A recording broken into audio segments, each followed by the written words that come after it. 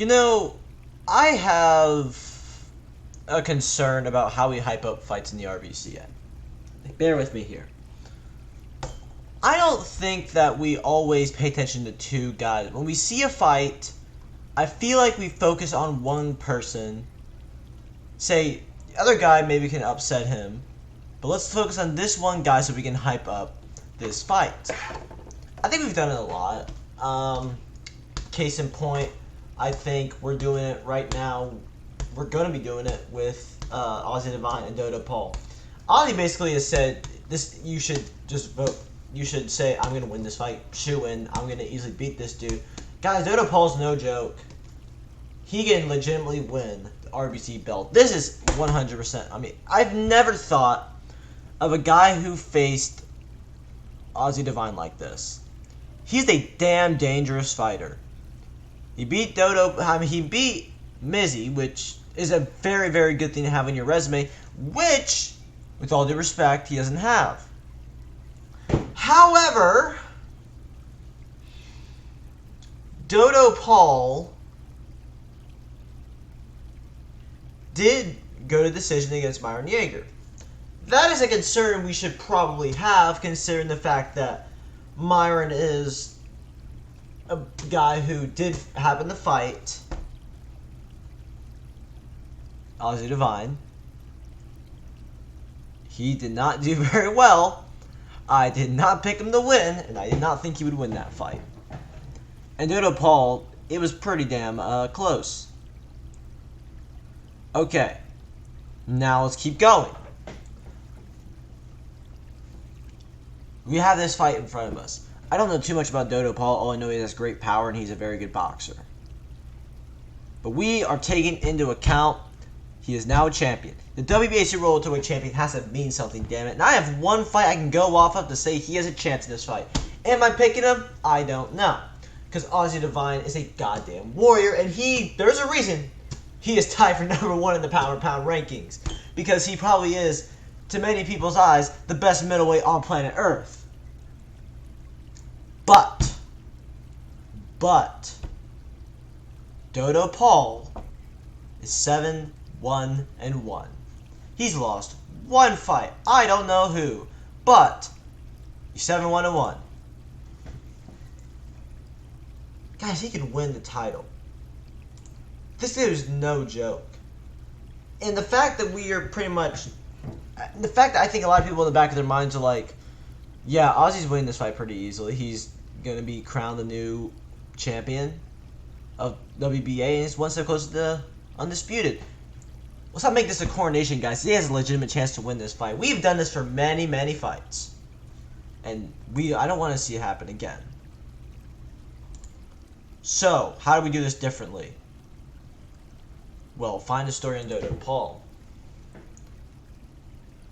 You doubt him all you want. This guy can legitimately win the belt. I think one of the... I think I can give an example of a fight that's somewhat like this. Let's go back to RBC 10, Triple versus SSI. I think that's a good example. A lot of the talk was about Triple Paul coming back from a loss off of Cruzaro. I'm trying to think here, so I'm sorry if if I'm quiet a lot. I'm trying to think at the same time I'm doing this because this is very impromptu. Now, SSI beat Triple Paul, which nobody expected. I swear to you right now, I thought Paul was winning that. I thought Paul was going to win that fight. SSI shocked the world, guys. He shocked a lot of people. I don't think many people got him winning that fight, in my opinion. All the story was on Triple Paul. And we paid for that. I think a lot of the story was on the Notorious Jr. against Jam Jones. When we go further, I think a lot of people, this was opposite of Ossie, they were talking about how good Myron Yeager was and how he deserved this title shot when he was 3-0. That he could put this fight to this decision or something.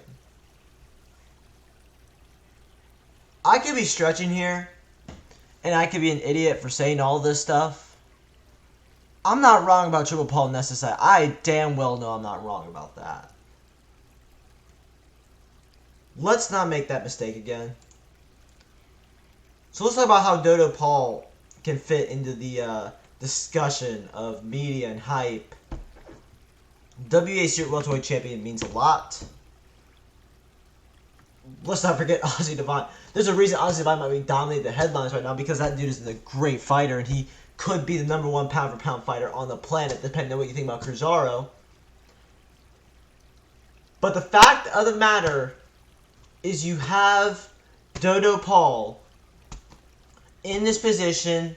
He has won some very high-profile fights. One controversial, another he just dominated Mizzy. I don't think that was the closest fight. He knocked him out in round 7.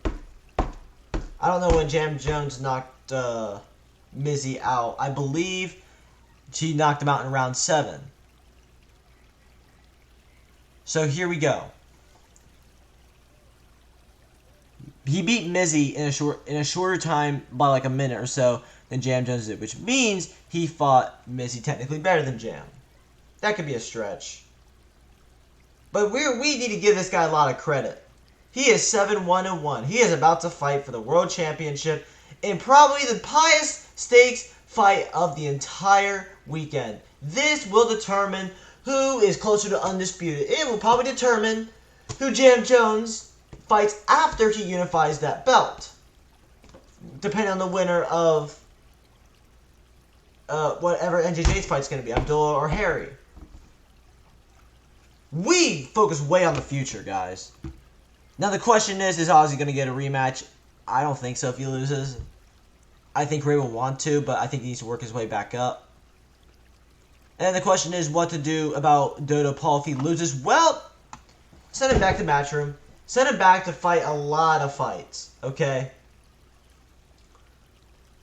There is a path for both men to become the best. And Dodo starts tonight. Dodo Paul is a contender. Was my pick for that fight? I think Ozzy's winning that fight. I think it's close, though. This could go to round 8, 9, 10. This could go to decision. Hell, this is the toughest fight Ossie Devine has in his reign so far. Dodo Paul puts up a damn good fight. He can win the RBC Championship. So both guys, you better put your camp in, because this is going to be a war. And it's going to be the closest fight, in my opinion, on paper. That's not Harry Payne. That's not Harry Payne versus Abdullah versus NJJ. So I'm telling you guys now, I'm going to ask you, this wasn't my best analysis, but I think he has a chance. Do you think Dodo Paul has a chance to pull the upset? Can he become a 2-belt man?